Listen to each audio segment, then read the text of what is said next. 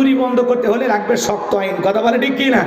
এই জন্য আল্লাহ রাব্বুল আলামিন বলেন ওয়াস-সারিকু ওয়াস-সারিকাতু ফাকতাউ আইদিয়াহুমা জাযাআম বিমা কাসাবা নাকালাম মিনাল্লাহ।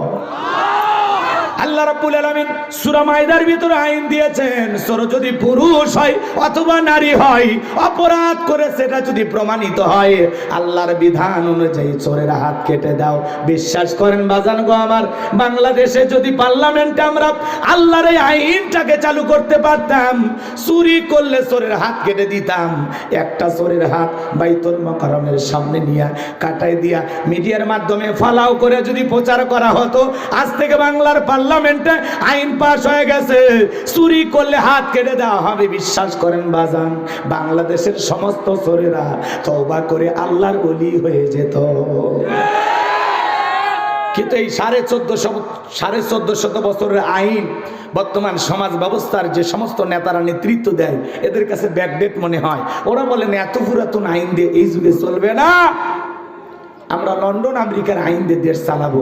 বলেন তো বাজান, মানুষের তৈরি করা নিয়ম নীতি দিয়া কোশ্চিন কালেও 1 ইঞ্চি মাটি থেকেও শান্তি প্রতিষ্ঠিত করতে পারবে? এই বাংলার জমিনে শান্তি প্রতিষ্ঠিত হবে তখন আল্লাহর বিধান দিয়া বিচার করা হবে যখন।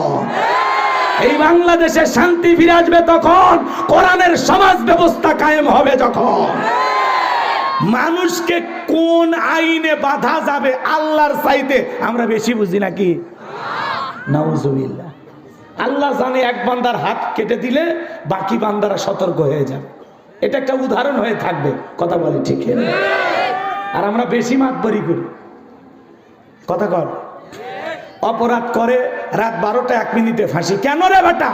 দেশের আইন অনুযায়ী যদি বিচার করো, তোমরা প্রকাশ্যে দিনের বেলায় লাইভ সম্প্রচার করো কিভাবে একটা লোক ফাঁসি দেওয়া হচ্ছে, ধর্ষণের আসামি হোক আর যেই অপরাধী হোক, ফাঁসিটা যে দিচ্ছেন এটা প্রকাশ্যে দেন, যাতে চোরেরা ধর্ষকেরা এমনি ভালো হয়ে যায়। আল্লাহর আইন যদিও চালু না করেন আপনারা, কিন্তু দেশের প্রচলিত আইন অনুযায়ী যদি বিচার করেন, এটা একটু মিডিয়াতে দেখান কিভাবে একটা লোক ফাঁসি দেওয়া হচ্ছে চুরি করার কারণে অথবা ধর্ষণ করার কারণে অথবা মার্ডার করার কারণে, কথা বলে ঠিক কিনা? আজকে বাংলাদেশের গলিতে গলিতে খালি খুন আর খুন। আজকেও এক বাবা, মাতাল নিশাখোর বাবা, সন্তানদেরকে জুস খাওয়াইয়া গলা কেটে হত্যা করছে ঢাকা মিরপুরে। আজকে সমাজে অশান্তি, কোথাও শান্তি ফিরে পাচ্ছি না, কথা বলে ঠিক কিনা? সেই যে বাবা তার সন্তান দুটাকে হত্যা করলেন, এটা বাবা না পশু?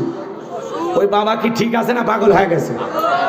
সন্তানদেরকে হত্যা করেছে, আবার নিজের গলায় ছুরি চালাইছে। এখন বেঁচে আছে না মরে গেছে আল্লাহ ভালো জানে, কথা বলে ঠিক কিনা?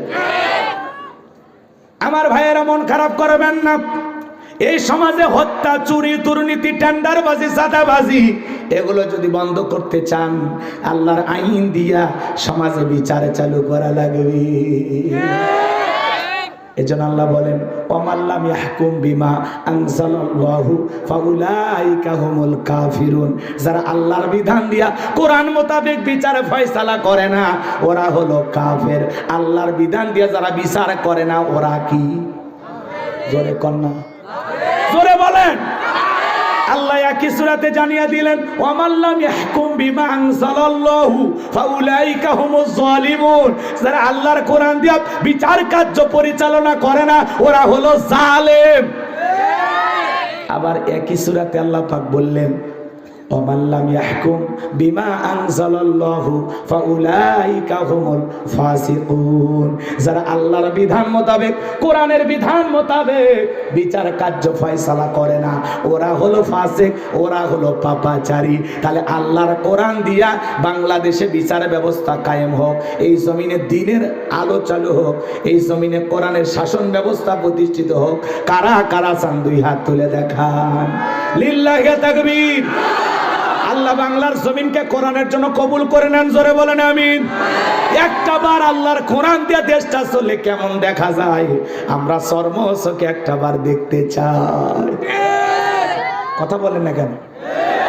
এই তৃপ্তি, এই শান্তি, এই খুশি, এই আনন্দ পরিপূর্ণ হবে তখন বাংলার পার্লামেন্টে কোরআনের রাজ কায়েম হবে যখন। কথা বলে ঠিক কিনা? হাত নামা। এই যে বাবুরা, এই যে হাত নামা। তোমরা আরো হইছো না, একবার তুললে নামাইতে চাও না, কষ্ট হচ্ছে আপনাদের। তাহলে বাজান চুরি বন্ধ করতে হলে লাগবে কার আইন? তাহলে সব জায়গায় দোয়া দিয়ে কাজ হয়? মক্কার মহাবীর আসবে, দোয়া দিয়ে কাজ হবে? জিবরাইল এসে বলে নবী দোয়া কবুল হবে না। আপনি সাহাবায়ে কিরামদের মধ্যে ঘোষণা করেন, আপনার সাহাবীদের মধ্যে এমন কেউ কি আছে যে মক্কার মহাবীর আমরের মোকাবেলা করবে? বিশ্ব নবী তখন সাহাবায়ে কিরামদেরকে ডেকে বলেন, ও আমার সাহাবীরা শোনো, তোমাদের মধ্যে এমন কেউ কি আছো যে মক্কার মহাবীর আমরের মোকাবেলা করবা? নবীজির কোনো সাহাবী দাঁড়ায় না, হযরত আলী দাঁড়িয়ে গেলেন, বলেন আল্লাহু আকবার। আমার নবী ডেকে বলে, আলী তুমি কি জানো ওই মক্কার মহাবীর আমর একবেলা খাবার খাই 21 কেজি 3.5 মণ ওজনের তরবারি নিয়ে যুদ্ধ করে। একটা লোকের তরবারির ওজন যদি 3.5 মণ হয়, ওর দেহের শক্তি কম না বেশি? আল্লাহ রাসূল বলতেছে এত বড় বীরের সামনে তুমি যাইতে পারবা না, আলী তুমি বসো। নবীজি দ্বিতীয়বার বললেন, আবারও হযরত আলী দাঁড়িয়ে গেছেন। নবীজি তৃতীয়বার বললেন, আমার সাহাবীরা তোমাদের মধ্যে এমন কেউ কে আছো আমরের মোকাবেলা করবা? আবারও হযরত আলী দাঁড়িয়ে গেছে। নবী তখন দুইটা হাত বাড়ায় বলে, আলী রে আয় আয় আমার বুকের ভিতরে আয়। হযরত আলীকে বিশ্বনবী বুকে জড়ায় নিলেন আর ডেকে বলে, আলী এত বড় বীরের সামনে যাইতে চাস, তোর জানি কি মায়া দয়া নাই? হযরত আলী ডেকে বলে, নবী আপনি আমারে দোয়া করে দেন, আমার ভিতরের ঈমান বলতেছে ওই আমর আপনার চেহারা দেখার আগে ওরে আমি জমিন থেকে বিদায় করে দেব। ঈমানের একটা পাওয়ার থাকা দরকার আছে না নাই? যে ঈমান প্রয়োজনে জ্বলে ওঠে না, যে ঈমান সত্য ন্যায়ের কথা বলে না, যে ঈমান অন্তরে নাই, যে ঈমান অন্তরে নাই মুখে ফোটায় কথার কলি, কিভাবে তারে বলো ঈমান বলি, কিভাবে তারে বলো ঈমান বলি। যে ঈমান প্রয়োজনে জ্বলে ওঠে না, যে ঈমান সত্য ন্যায়ের কথা বলে না। মারহাবা বলেন। আমার নবী ডেকে বলে, আলী রে খালি হাতে দোয়া করে কাজ হবে না, ওসমান তোমার বাড়িতে কি তরবারি আছে? হযরত ওসমান ডেকে বলে, নবী আমার বাড়িতে তরবারি আছে 27 ইঞ্চি লম্বা। এখন তো তরবারির কথা শুনলে ওরা বলতো জঙ্গি, জঙ্গির নাটক সাজাইতো। আসলে বাংলাদেশে কোনো জঙ্গি নাই। শোনেন, কোন ফেসিবাদ, কোন জালেম যদি ক্ষমতায় টিকে থাকে, এরা বিভিন্ন ইস্যু তৈরি করে, জনগণকে ওই ইস্যুর দিকে ধাবিত করে যে এই ইস্যু নিয়ে তোমরা ব্যস্ত থাকো। একটা ইস্যুর পর আর একটা ইস্যু আছে, কথা কন না কেন? জাহিদ খান কাণ্ড, ছাগল কাণ্ড, পরিমণি কাণ্ড, জঙ্গি কাণ্ড, মিশে একটা বাড়ি ঘেরাও করে আগের রাত্রে সব রেখে আসে। তুই একটা দাঁড়িয়েলা হুজুরক নিয়ে যায়, জঙ্গির নাটক সাজাইয়া পুরো জাতিকে বুঝাইতো বাংলাদেশে বিশাল বিশাল জঙ্গির আস্থানা। আসলে এই দেশে কোনো জঙ্গি নাই, কথা বলে ঠিক না? আজকে এই দেশটাকে কোন জায়গায় নিয়ে গেছে? চট্টগ্রাম ভারত দখল করতে চায়, চট্টগ্রামের দিকে নজর দিচ্ছে, কথা কয় না কেন? ওরা বলতেছে চট্টগ্রাম আমাদের ভারতেরই একটি অংশ, চট্টগ্রামটা যদি আমরা ভারতের ভিতরে পাই আমাদের জন্য অনেক উপকার হবে। ওই যে ভারতের একটা রিপাবলিক বাংলা নিউজ চ্যানেল আছে, দেখেন নাই?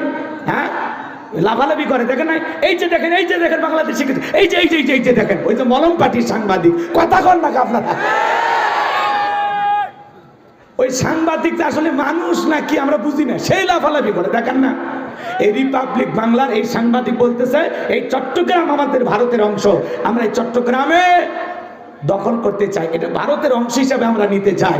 বলেন তো, বাংলাদেশের চট্টগ্রাম তো দূরের কথা, আমরা বাংলার 1 ইঞ্চি মাটি আমাদের দেহে রক্ত থাকা অবস্থায় ছেড়ে দিতে রাজি নাই, রাজি নাই। কারা কারা হাত তুলে দেখা, লিল্লাহি তাকবীর।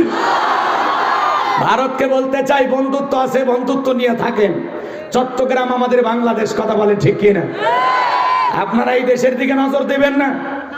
পারলে ওই দেশে নাকি মুসলমান বেশি হয়ে গেছে, যেই রাজ্যগুলোতে মুসলমান বসবাস করে ওই রাজ্যগুলো আমাদেরকে দেন, কথা কন ঠিক কিনা? হ্যাঁ, আসাম আমাদেরকে দেন, কাশ্মীর আমাদেরকে দেন, কথা কন ঠিক কিনা?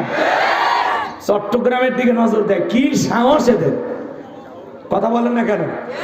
আপনারা আমাদের ইতিহাস ভুলে যাবেন না। এদেশের মানুষ ভাষার জন্য জীবন দেয়, দেশের মাটির জন্য জীবন দেয়, স্বৈরাচারকে বিদায় করার জন্য জীবন দেয়।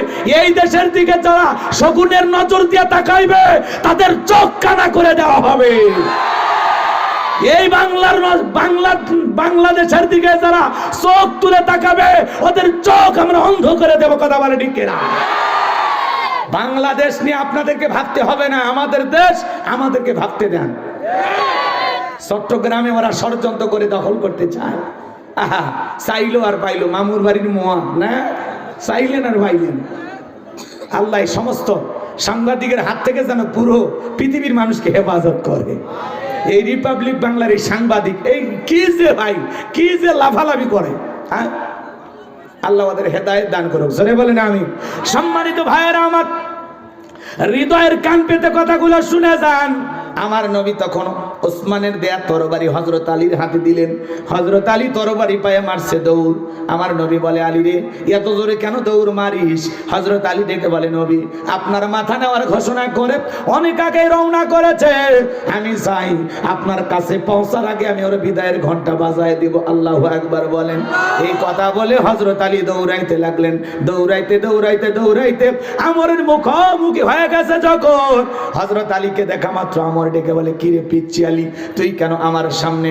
হযরত আলী ডেকে বলে, পিচ্চি না কি পরে বুঝাইতেছে। আল্লাহু আকবার বলেন। কথা আছে ছোট মরিচের ঝাল বেশি, কথা কোন ঠিক কি না? হযরত আলী এইবার তরবারি দিয়ে দাগ টানতেছেন। দাগ টানা পর্যন্ত আপনারা আর একটা দোয়া পড়তেছেন। এই দোয়া পড়ে যদি বাড়ির চতুর্দিকে ফু দিতে পারেন, বড় বড় দুর্ঘটনার হাত থেকে আল্লাহ আপনার পরিবারকে হেফাজত করবেন। হযরত আলী যে দোয়াটা পড়েছিলেন, ওই দোয়াটার নাম হলো আয়াতুল কুরসি। যে ব্যক্তি 5 ওয়াক্ত সালাতের ফরজ সালাতের পরে আয়াতুল কুরসি পাঠ করবে, সেই ব্যক্তি জান্নাতে যাবে। সুবহানাল্লাহ বলেন। সেই ব্যক্তি জান্নাতি। কিন্তু লোকটা জান্নাতে যায় না, কারণ মৃত্যু হলেই লোকটা জান্নাতে যাবে। সুবহানাল্লাহ বলেন। এই জন্য 5 ওয়াক্ত সালাতের পরে অবশ্যই আয়াতুল কুরসি আপনারা পাঠ করবেন। আল্লাহ সবাইকে আমল করার তৌফিক দান করুন। জোরে বলুন আমিন। আমরা তো খালি নামাজ পড়ে দৌড়ে বাড়ি পেলে বেঁচে যায়। হুজুর সালাম ফিরে আর এক মুড়ে এখনো টানতেছে, আসসালামু আলাইকুম রাহমাতুল্লাহ। হুজুর টানতেছে, আর 2 পা মসজিদের বাইরে চলে গেছে। মানে ও এত ব্যস্ত লোক, এত বিজি, সুপার বিজি। এই লোকটা যে মসজিদে আসছে, এতে আল্লাহ ধন্য হয়ে গেছে নাকি কোন?